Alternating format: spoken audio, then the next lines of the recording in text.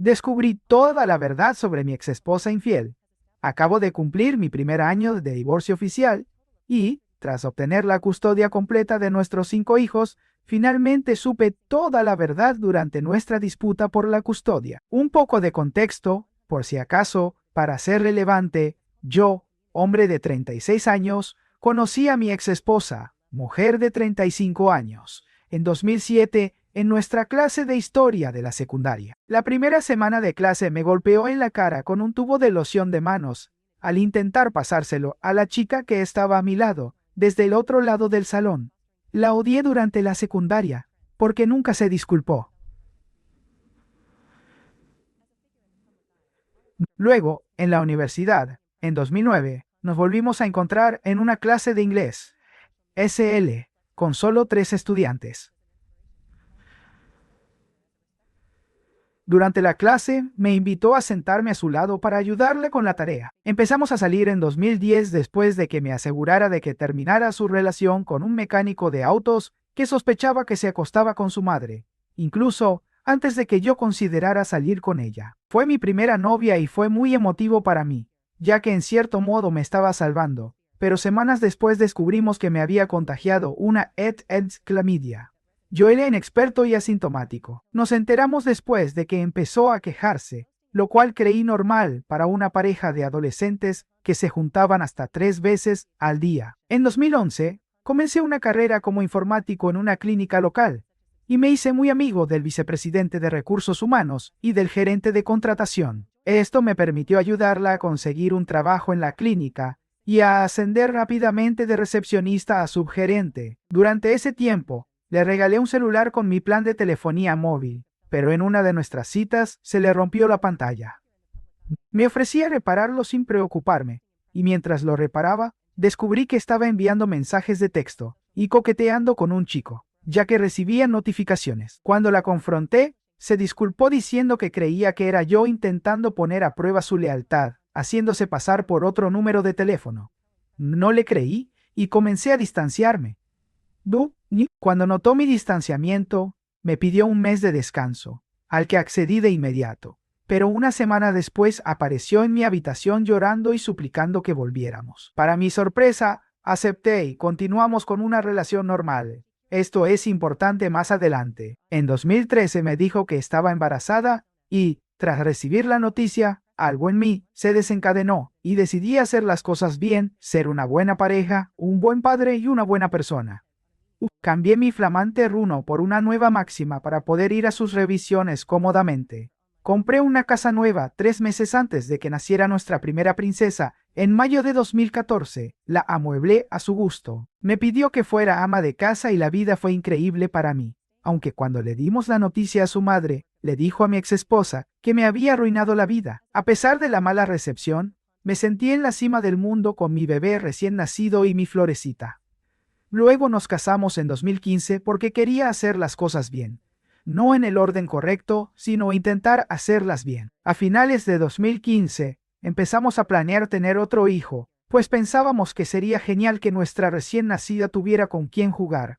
Y a finales de año nos enteramos de que estaba embarazada de nuevo. Me sentí en el cielo, pues en ese momento acababa de abrir una consultoría y ahora estábamos esperando otro bebé. En su primer chequeo médico se enteró de que esperábamos gemelos, pero cuando fue a dar la noticia a mi oficina del trabajo, estaba incontrolable y llorando. Mis compañeros me dijeron después que quizá era por nervios y me pidieron que la consolara lo mejor posible.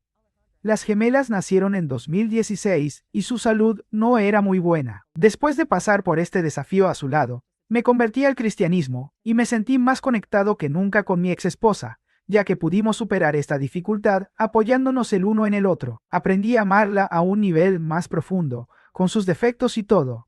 Aprendí a amarla como ser humano, no solo como mi esposa. Todos los días, camino al trabajo, sentía la alegría en mi rostro y estaba profundamente agradecido a Dios por la vida que me había dado, por la pareja que estaba a mi lado y, por supuesto, por mis hermosas hijas, que milagrosamente sanaron muy rápido. La vida fue buena hasta 2018, cuando mi exesposa empezó a irritarse sin motivo alguno, así que decidí involucrarme aún más. Intenté ser más considerado con sus emociones y por ser madre de 3 niñas pequeñas y muy activas, empecé a contratar a una señora de la limpieza para que la ayudara en la casa, ya que a veces conducía a casa durante el almuerzo para prepararle el desayuno, poner ropa en la lavadora y jugar con mis bebés en la sala. Y los fines de semana me encargaba de toda la limpieza. A finales de 2019, le sugerí que recibiera terapia psicológica, ya que sabía que provenía de una familia disfuncional y entendía que podría haber estado lidiando con trauma posparto, resentimiento y trauma infantil. Esto es lo que la salvó. Me lo dejo para más tarde. Esto me reveló la verdad de la que hablo en el título. Luego, en 2020, la pandemia nos golpeó y ella empezó a tener más problemas. Estuvimos 9 meses sin intimidad y yo simplemente le di espacio, ya que vi que no se estaba tomando bien el confinamiento. Al menos, todo lo demás iba bien, ya que me consideraban socorrista, así que seguí trabajando y mi negocio paralelo creció, complementando muy bien mis ingresos. Después de 9 meses sin nada mientras dormía a su lado, ansiaba su piel, su aroma, su sabor, y creo que se sentía culpable porque solo expresé mis necesidades una vez en esos 9 meses. Así que la noche que se emitió el final de temporada de The Mandalorian, por fin volvimos a estar juntos. Lo recuerdo porque se acurrucó conmigo mientras lo veía en la sala y una cosa llevó a la otra. Irónicamente se quedó embarazada de nuevo esa única vez juntas, ya que no hubo intimidad después. Este embarazo también fue difícil porque después de los 4 meses, tuvo que guardar reposo absoluto, pero mi madre y mis hermanas estaban allí para cuidarla mientras yo trabajaba. Otro par de gemelos, pero finalmente tuve a mi niño y a mi querida niñita. Después del parto, volvió a la normalidad bastante rápido, y ahora tomaba la medicación recetada por su psiquiatra, pero ahora era una normalidad muy diferente. Empezó a tener cambios de humor más pronunciados y a gritarles a todos los niños, incluso a los recién nacidos. Llegué a casa y la encontré llorando en la cama. Cuando le pregunté por qué había confesado la cosa más horrible que jamás pudo haber salido de su boca, me dijo que llevaba un tiempo pensando y viéndose a sí misma acabando con la vida de nuestros hijos con un cuchillo de carnicero, luego bañándose en su sangre y finalmente quitándose la vida. Mi primera reacción fue decirle que no iba a acabar con la vida de nadie, que yo estaba allí para ayudarla, pero que necesitábamos ayuda juntos. Contacté con nuestro pastor y él habló con ella. Constantemente visitaba nuestra casa o enviaba hermanas de la iglesia para ayudarla en casa y ayudarla a orar para lidiar con esas ideas. Pero con el tiempo empezó a cambiar. Empezó a hacer más ejercicio, a vestirse mejor, a hacerse uñas postizas y a salir con su hermana y sus amigas. El 19 de mayo de 2023, me dijo que se haría la manicura en casa de su cuñada a las 9:00 p.m. No me gustó mucho la petición, así que le di las llaves del deportivo, pero me preocupó porque nunca conduce de noche. 30 minutos después de que se fuera, la llamé para comprobarlo y me envió directamente al buzón de voz. Llamé 3 veces más y lo mismo. Empecé a preocuparme, pensando que había tenido un accidente, así que revisé la ubicación y el estado del GPS del coche. Estaba aparcado en el Civic Center Park. Le escribí un mensaje preguntándole por qué estaba el coche aparcado a esas horas de la noche, cuando tenía más de 20,000 herramientas de red en la cajuela. Cuando empezó a escribir, la llamé. Contestó y por el ruido del escape, pude oír que iba en un coche potente, como un Mustang o un Charger. Me dijo que iba camino a casa de su cuñada, pero que solo estaba pasando el rato con su amiga Jessica. Al día siguiente, me contó que estaba fumando marihuana mientras conducía por la ciudad, lo que me alarmó mucho. Le dije que si me estaba engañando la dejaría ir sin oponerme, que me lo hiciera saber, porque no quiero otra ex en mi vida. El 2 de junio de 2023, de repente, se me acercó para decirme que estaba buscando trabajo y que quería divorcio o una ruptura. No lo tomé bien y fue la primera vez en mi vida que lloré. No podía procesar su petición, pero todas las señales de alerta me impactaron como un camión. Ahora todo tenía sentido y me costaba procesarla. Al final, después de 2 o 3 horas llorando en nuestra habitación, le dije que solo podía darle un mes de descanso, pero no más. Solo duré un día fuera de casa, ya que no soportaba no darles a mis hijos un beso de buenos días, que me recibieran del trabajo y arroparlos cada noche, pero desde ese día empecé a sobrecompensar todo. Le regalé un crucero de una semana para intentar reavivar nuestro matrimonio, compras de ropa, maquillaje y zapatos, entradas para un concierto en San Diego para ella, su hermana y su cuñada, incluyendo una buena estancia en un hotel. Durante esa semana sentí que me estaba extinguiendo mientras intentaba recuperarla. Luego, el 9 de junio de 2023, antes de la noche de su concierto, le pregunté si tenía todas las tarjetas en el celular, Apple Pay, por si las necesitaba. Me dio su teléfono y actualicé todo. Algo no tenía sentido porque no tenía Messenger instalado, pero un par de horas antes me envió la lista de la compra. Decidí instalarla y ¡zas! La encontré hablando con unos 5 chicos. Estuvo sentada a mi lado todo el tiempo, así que empecé a revisar todo lo que pude y la encontré hablando mal de mí, diciendo que deseaba a algunos chicos. Pero lo mejor fue cuando descubrí que había estado enviando fotos. Le conté a nuestras 4 hijas, de 9, 7 y 1.5 años, y a un hombrecito de 1.5 años, con las coordenadas GPS de nuestra casa a un chico en Pakistán. Ella estaba exponiendo a nuestros hijos a un posible depredador al otro lado del mundo. Tomé mi teléfono y empecé a tomarle fotos, pero al verme, lo arrebató y corrió a nuestra habitación, encerrándose allí. Lo borró todo, menos yo conservé algunas fotos. Todo cambió para mí. Ya no buscaba su aprobación. Estaba enfadada. Sentía lástima por ella, y aún tenía una pequeña esperanza de que, de alguna manera, la hubieran manipulado y que solo fuera un error. Esta mentalidad solo duró del 9 de junio al 19 de junio de 2023, Día del Padre, cuando después de cenar me dijo sin más que había otro hombre, que siempre había otro hombre, que siempre había estado ahí desde que empezamos a salir, que nunca había sido feliz a mi lado, que mantenía la comunicación con él, especialmente después de cada embarazo, y que estaba lista para salir con él porque acababa de terminar la universidad.